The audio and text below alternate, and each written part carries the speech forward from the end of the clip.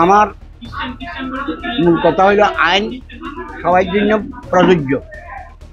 আইনটা বাংলাদেশে হোক, ইন্ডিয়াতে হোক, আন্তর্জাতিকভাবে হোক, আইন তার নিজস্ব গতিতে চলে। এই ফাঁসিতে আমরা একটু উদ্বেগ প্রকাশ করেছি, এই ফাঁসি রায়ে আমরা একটু উদ্বেগ প্রকাশ করেছি এই কারণে যে যেভাবে ওনাকে ফাঁসি দেওয়া হয়েছে, ফাঁসির রায় কার্যকরী করার একটা কঠিন কাজ। শেখ হাসিনাকে বাংলাদেশে নিতে হবে, তাইলে ফাঁসির রায়টা কার্যকরী হবে। 30 দিনের মধ্যে আপিল করার সুযোগ আছে, সেখানে যেতে পারে। যদি উনি ওখানে যায় তাহলে 30 দিনের মধ্যে আপিল করতে হবে, আর যদি যায় উনি অ্যারেস্ট হয়ে যাবেন। আমি মনে করি না এটা সুষ্ঠু বিচার।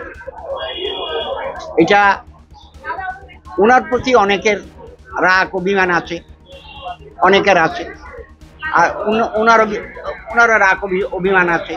এটা একটা পলিটিক্যাল রায়। ফলো করুন সংবাদ প্রতিদিন ডিজিটাল।